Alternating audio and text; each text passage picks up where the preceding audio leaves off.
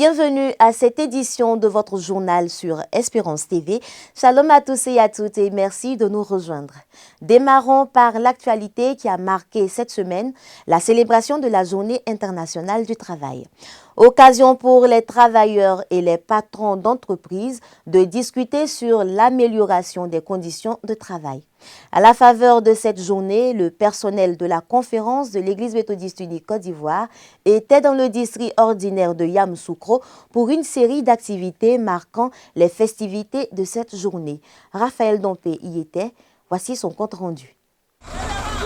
À l'occasion de la fête de travail, le personnel laïque du siège de la conférence de l'Église méthodiste unie Côte d'Ivoire, sous la conduite du révérend pasteur Mensa Goka, représentant le secrétaire de la conférence, très révérend pasteur Isaac Bodje, s'est retrouvé dans le district de Yamoussoukro pour une série d'activités du 30 avril au 2 mai 2024. Les festivités ont démarré par un culte au temple Jérusalem. S'en est suivi le lendemain la dévotion matinale autour de la parole de Dieu. Texte d'appui, 2 Corinthiens chapitre 8, versets 1 à 15. En présence du très révérend pasteur Nyagne Adou François, surintendant du district de Yamoussoukro, les agents ont reçu un enseignement sur le thème « Comment vivre sa foi dans le monde du travail ». Un exposé donné par le révérend pasteur Joël Amonkou. Quand vous êtes dans le monde du travail, identifiez ceux qui partagent la même foi que vous. Ayez des rencontres, ayez des moments de prière ensemble, c'est important. Le chrétien est en mission dans le monde du travail. Les chrétiens doivent reconnaître que le travail constitue leur propre ministère et une mission journalière. Au cours des échanges avec les participants, des conseils d'usage et des informations concernant la Caisse nationale de prévoyance sociale, CNPS, et la vie au travail ont été donnés aux employés. Le travail peut entraîner qu'un doit s'en couper ou qu'on ait une quelconque difficulté, et c'est en cela que la Caisse nationale de prévoyance sociale nous permet de réfléchir sur le thème des accidents de travail. Si l'accident de travail survient, on a l'obligation de faire ce qu'on appelle la déclaration. L'employeur n'a que 48 heures pour faire la déclaration à la CNPS. Si l'employeur a été défaillant dans les 48 heures, vous les travailleurs, vous avez 2 ans. Cette rencontre des agents n'a pas laissé de marbre son éminence Bishop Benjamin Boni. Le premier responsable de l'Église s'est rendu dans la capitale politique afin d'apporter son soutien aux travailleurs. Il faut au bureau, quand quelqu'un a un problème, qu'il le partage. C'est important. Et il faut voir comment, en dehors des jours que nous connaissons, trouver un jour, peut-être une fois par mois, les visites, qu'on sache où chacun est. C'est important qu'on est avec vous. La journée de vendredi vous est donnée cadeau. À l'issue de ce séminaire, une incursion a été faite à la résidence présidentielle Félix Houphouët-Boigny de Yamoussoukro pour toucher du doigt les œuvres du père fondateur de la nation. Le même jour, une soirée récréative a été organisée pour célébrer les ouvriers de la conférence. Une cérémonie qui a mis en lumière les talents des agents. Suite à cette soirée, un don a été fait à la communauté méthodiste de la localité de Douba, un village de Toumoudi, avant de regagner Abidjan. Profitant de son séjour dans la capitale politique, Espérance TV s'est rendue au groupe scolaire méthodiste de Yamoussoukro pour connaître les réalités de cet établissement scolaire confessionnel. Raphaël Dompé.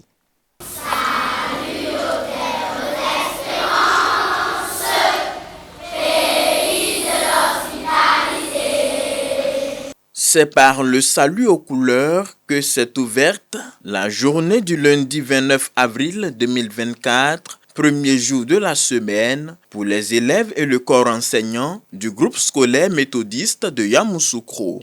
Avant d'entamer les cours de la journée, de la maternelle au CM2, les élèves sont soumis à un exercice, la prière, comme dans cette classe de CE1. Notre Père qui es aux cieux, que ton nom soit sanctifié, que ton règne vienne, que ta volonté soit faite sur la terre comme au ciel.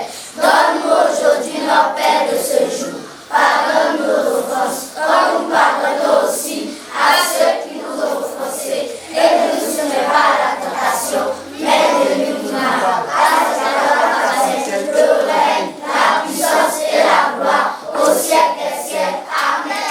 Pour l'histoire, la Direction générale des écoles méthodistes, DGEM en abrégé, est représentée à Yamoussoukro depuis 2011 à travers ce groupe scolaire d'une superficie de 2000 m² avec 6 classes au primaire et 3 sections pour la maternelle. À l'ouverture, l'école avait un effectif de 15 enfants. Aujourd'hui, plus de 400 élèves fréquentent cet établissement géré par Marthurin Kassi-Beignet, 4e directeur en poste depuis 2023. Nous dépendons de l'inspection de l'école de l'enseignement préscolaire et primaire de Yamoussoukro Saint-Zibo. C'est une école de parce que nous savons l'image du méthodiste, c'est l'excellence. Et donc les résultats que nous avons reçus jusque-là, pour le CM2, c'était 100%, 100%. C'est seulement l'année passée que nous avons fait un échec, un seul, qui nous a donné un pourcentage de 98% sur 56 élèves que nous avons présentés. Et cette année, avec ce qui est mis en place, nous comptons renouer avec nos 100%. Face à l'effectif croissant des élèves chaque année, la direction projette de construire d'autres salles de classe afin d'aider la population au niveau de l'éducation. C'est ici un plaidoyer pour que l'école connaisse, n'est-ce pas, soit 2 classes par niveau, 2 classes, pour que nous ayons 12 classes. Avec 12 classes, nous savons que nous pourrons combler, n'est-ce pas, ces classes-là en termes d'effectifs. Ce côté où nous n'arrivons pas à gérer avec les classes fait que nous surchargeons, parce que la demande est forte. Bon, avec les collègues, il faut dire que tout va bien. Nous avons un collège de collègues qui vraiment participent à la bonne marche de l'école. En plus des enseignants, les parents organisés en association accompagnent ce groupe scolaire dans l'encadrement de leurs enfants. L'école répond, je dirais tant bien que mal, à nos préoccupations en termes d'encadrement de nos enfants. Ça se présente sous de bons auspices. Nous avons refait les toilettes. Cette année encore, on a essayé de revoir l'état de la cantine. Au niveau de la pédagogie, je dirais que l'école nous donne de la satisfaction. Éthique et gestion scolaire, tel est le thème de l'année de la Direction générale des écoles méthodistes pour l'année 2024. Les responsables de l'école et les parents de Yamoussoukro souhaitent la construction d'un cours secondaire méthodiste pour le suivi scolaire des élèves après le cycle primaire. Dans le même temps, ici à Abidjan, il s'est tenu la toute première édition d'un événement dénommé au Jardin d'Éden, une activité consacrée au monde du travail et ses acteurs pour favoriser des rencontres et des opportunités d'affaires. Cet événement qui s'est tenu le mercredi 1er mai 2024 a suscité de l'intérêt pour les participants, à en croire ce reportage d'Emmanuel Abali.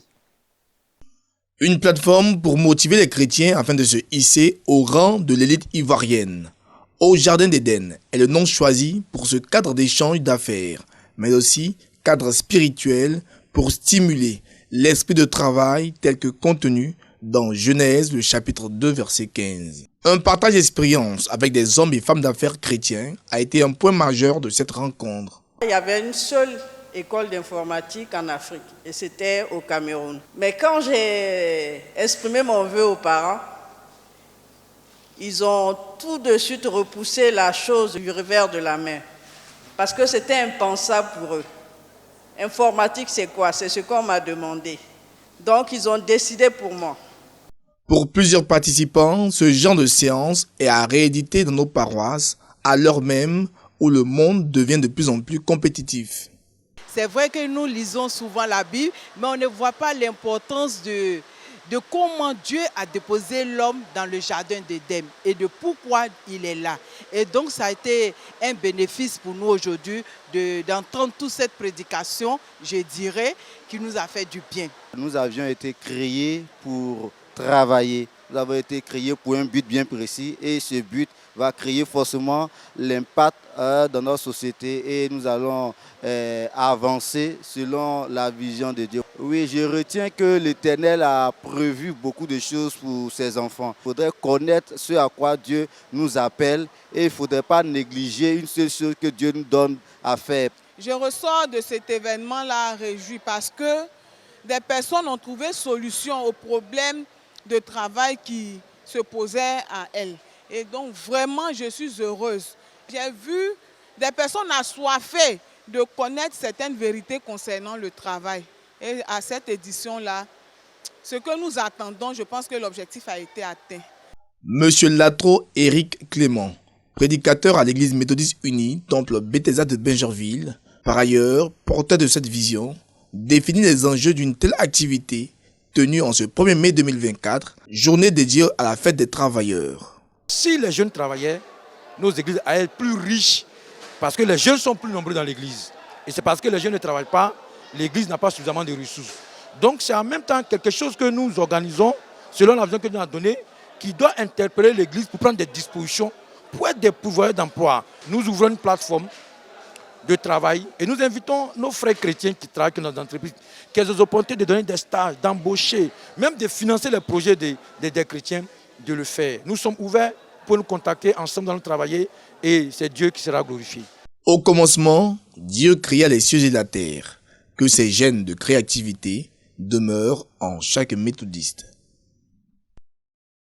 S'agissant toujours de la fête du travail en Côte d'Ivoire, le gouvernement, avec à sa tête le Premier ministre Robert Begré-Mombé, engage les centrales syndicales à accompagner le ministère de l'Emploi et de la Protection sociale dans sa vaste campagne de sensibilisation sur la couverture maladie universelle pour le bien-être de tous les travailleurs. Un engagement qui se veut formel et complémentaire aux différentes réformes faites par le ministère de l'Emploi et de la Protection sociale avec la revalorisation du SMIC pour assurer à tous les travailleurs une protection sociale de qualité, gage d'un emploi décent et d'une couverture efficace contre les risques sociaux. C'était au cours de la célébration de la fête du travail le mercredi 1er mai 2024 à la primature. Et puis, un important gisement aurifère de classe mondiale a été découvert dans les départements de Kani et Dianra, dans le nord de la Côte d'Ivoire. Les ressources minérales de ce gisement, la plus grande mine dans le pays à ce jour, sont évaluées à 155,5 tonnes d'or avec une teneur moyenne de 0,72 grammes par tonne. Les travaux de construction de cette mine, d'une durée de vie estimée à 20 ans, devraient démarrer au dernier trimestre de l'année 2024 et l'entrée en production en 2027. C'est l'annonce faite par Martino de Ciccio, président-directeur général du groupe minier Montage Gold, au terme d'un entretien avec le chef de l'État ivoirien Alassane Ouattara. Une autre journée internationale à l'honneur cette semaine, celle de la liberté de la presse, célébrée tous les 3 mai de chaque année dans le monde entier. En Côte d'Ivoire, elle a été marquée par le rassemblement de plusieurs journalistes autour du thème « La presse au service de la planète, le journalisme face à la crise environnementale ». C'est aussi une occasion qu'a saisi le secrétaire général de l'Organisation des Nations Unies qui a lancé une alerte sur la sauvegarde de la liberté de la presse. À l'occasion de la Journée mondiale de la liberté de la presse, célébrée le 3 mai, Antonio Guterres, secrétaire général des Nations Unies, a rappelé la menace qui pèse sur les médias aux 4 coins du monde. Proclamé pour la première fois en 1993, ce jour a permis au chef de l'ONU de rappeler les valeurs du journalisme en saluant le courage de ceux qui osent poser des questions. Les Nations Unies reconnaissent le travail inestimable des journalistes et des professionnels des médias qui veillent à ce que le public soit informé et engagé. Sans fait, nous ne pouvons pas lutter contre la désinformation. Sans responsabilité, nous ne pourrons pas mettre en place des politiques solides. Sans liberté de la presse, nous n'aurons aucune liberté. Une presse libre n'est pas un choix, mais une nécessité. 71 journalistes et professionnels des médias ont perdu la vie en 2023, qui a été, selon Antonio Guterres, une année dévastatrice pour la profession. La liberté des médias est assiégée. Et le journalisme environnemental est une profession de plus en plus dangereuse. Des dizaines de journalistes couvrant l'exploitation minière illégale, l'exploitation forestière, le braconnage et d'autres problèmes environnementaux ont été tués au cours des dernières décennies. Dans la grande majorité des cas, personne n'a eu à répondre de ces actes. L'UNESCO indique qu'au cours des 15 dernières années, quelques 750 attaques ont été perpétrées contre des journalistes et des organes d'information traitant de questions environnementales. Et la fréquence de ces attaques est en augmentation. Antonio Guterres a exhorté toutes les nations à cesser de s'en prendre à la vérité et à ceux qui la rapportent. Il a déploré que seuls 13% des cas de meurtre aient fait l'objet d'une enquête condamnant l'impunité qui règne toujours. Et par rapport à cette mise en garde sur la liberté de la presse en République de Guinée, les autorités ont levé les restrictions qui pesaient sur les médias privés du pays. Reportage. Depuis novembre 2023, l'espace médiatique guinéen traverse des moments tumultueux avec des restrictions imposées par l'État à plusieurs radios et télévisions privées du pays. Pour trouver une issue à cette crise qui dure depuis 6 mois, les associations de presse et les patrons d'entreprises de médias ont échangé ce jeudi 2 mai 2024 avec le chef du gouvernement. La problématique cruciale du moment, le brouillage des ondes et le retrait de plusieurs chaînes privées des bouquets de télévision étaient au centre des discussions. Aujourd'hui, nous avons reçu cette confirmation de M. le Premier ministre qu'à l'issue de beaucoup d'éléments qu'il a eu à apporter de son côté, il a enfin obtenu du président de la transition qu'il voie, lui, Premier ministre, avec tout son cabinet, les conditions de résolution pacifique de cette crise qui n'a que trop duré. Le Premier ministre a désormais carte blanche pour agir au nom du gouvernement afin de rétablir les médias impactés. Les associations de presse sont ainsi invitées à produire à cet effet un mémo actualisé qui prend en compte les engagements des journalistes pour le respect de l'éthique et de la déontologie du journalisme. Mais le contenu du dit document ne fait pas l'unanimité. Grand absent de cette rencontre majeure, le syndicat des professionnels de la presse de Guinée dit ne pas être concerné par ces conclusions. Si un patron s'hasarde à prendre des engagements au nom des journalistes là-bas, il se trompe. Parce qu'aucun journaliste ne se soumettra à des engagements portant atteinte à la liberté de la presse, à l'indépendance des journalistes. Là, le syndicat est catégorique. Parce que c'est nous qui parlons au nom de ces journalistes, ces employés des médias, techniciens et journalistes. Aujourd'hui, en Guinée, ce sont plus de 500 journalistes qui se retrouvent au chômage technique, conséquence de la décision de la haute autorité de la communication de suspendre la diffusion des chaînes privées sur les bouquets. Restons dans la sous-région ouest africaine pour dire qu'au Nigeria, les travailleurs bénéficient d'une hausse de 35% sur les salaires. Regardez. Le gouvernement nigérian a approuvé l'augmentation de 25 à 35% des salaires des fonctionnaires. Les pensions des retraites ont aussi été revalorisées. L'annonce a été faite mardi, la veille de la fête du travail. Mais le Congrès du travail du Nigeria dénonce le caractère exclusif de la mesure et pour cause, elle ne concerne qu'une certaine catégorie des agents de l'État. Aussi, la Confédération syndicale demande-t-elle au gouvernement d'étendre la disposition à l'ensemble des fonctionnaires. Le secrétaire général de la plateforme veut aussi que la marge reflète la situation économique actuelle du Nigeria. Le pays le plus peuplé du continent est frappé en effet par une inflation de 33,2%, son niveau le plus élevé depuis 1996, alors que la hausse des prix des produits alimentaires frôle les 40%. Le carburant vaut de l'or depuis la fin des subventions décrétées par le président Bola Tinubu, plongeant des millions de Nigérians dans la tourmente. Prions pour que les choses s'améliorent dans cette partie de l'Afrique ainsi que partout dans le monde. Et c'est ici la fin de cette édition. Notons que ce dimanche 5 mai 2024 est consacré à la famille selon le calendrier méthodiste. Le culte officiel aura lieu au temple Jérusalem des 220 logements d'Adjamé. Merci de votre aimable attention. Excellente suite de programmes sur Espérance TV. Dieu vous bénisse.